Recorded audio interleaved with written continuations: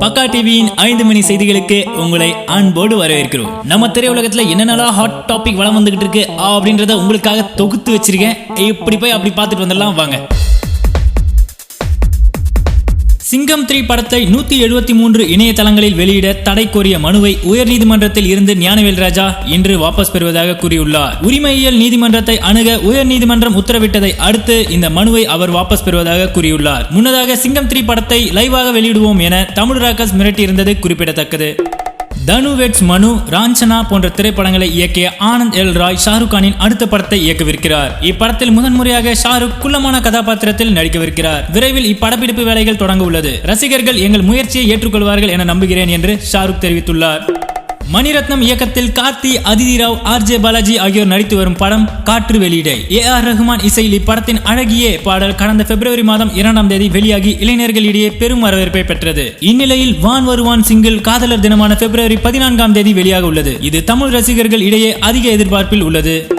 இயக்குனர் விஜய் இயக்கத்தில் ஜெயம் ரவி நடித்து வரும் படம் வனமகன். இந்நிலையில் ஜெயம் ரவி தனது ட்விட்டர் பக்கத்தில் ஆதிவாசி கேரக்டரில் தோன்றும் வனமகன் ஃபர்ஸ்ட் லுக் போஸ்டரை வெளியிட்டுள்ளார். மேலும் இப்படம் ஆக்ஷன், காதல் உள்ளிட்ட பொழுதுபோக்கு அம்சங்களுடன் உருவாகி வருவதாக தெரிவித்துள்ளார். இப்படத்திற்கு ஹாரிஸ் ஜெயராஜ் இசையமைத்து வருவது குறிப்பிடத்தக்கது.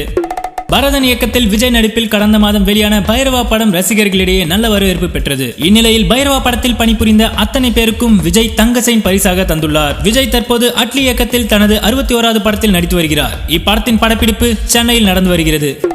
நடிகர் கமல் தனது ட்விட்டர் பக்கத்தில் திருக்குறள் ஒன்றை ட்வீட் செய்து புரியாதோருக்கு ஆழ்ந்த அனுதாபங்கள் என குறிப்பிட்டுள்ளார். இதன் அர்த்தம் மயில் இறகாக இருந்தாலும் கூட அதிகமாக ஏற்றப்பட்டால் வண்டியின் அச்சு முறிகின்ற அளவுக்கு அதற்கு பலம் வந்துவிடும் என்பதாகும். ஆனால் இதுக்கும் சசிகலா தேர்வுக்கும் ஏதும் சம்பந்தம் இருக்குமோ என்று கிசுகிசுக்கப்படுகிறது.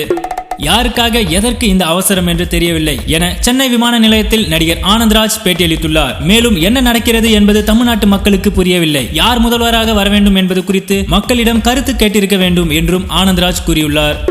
அட்லி இயக்கத்தில் விஜய் நடிக்கும் 61வது படத்தில் நாயகியாக ஜோதிகா, சமந்தா, காஜல் அகர்வால் நடிக்கிறார்கள். ஆனால் இப்படத்தில் இருந்து ஜோதிகா விலகியுள்ளதாக தற்போது தகவல் வந்துள்ளது. தன்னுடைய கேரக்டரில் சில மாற்றங்களை செய்ய சொன்னாராம் ஜோ. இதையடுத்து ஜோவிற்கு பதில் வேறு நாயகியை நடிக்க வைக்கும் முயற்சியில் இறங்கியுள்ளாராம் அட்லி. கொச்சி டைம்ஸ் பத்திரிகை 2016ஆம் ஆண்டில் விருப்பப்பட்ட நடிகர் நடிகைகள் பற்றி ஆன்லைனில் வாக்கெடுப்பு நடத்தியது. இதில் சாய் பல்லவி ரசிகர்களிடம் அதிக வாக்கு பெற்றார். இது குறித்து அவர் மலையாளத்தில் 2 படங்கள் நடித்திருக்கிறேன். நான் மிகவும் விரும்பப்படும் நடிகையா என்பது தெரியவில்லை. ஆனால் என்னை தேர்வு செய்த ரசிகர்கள் இனிமையானவர்கள் என்றார்.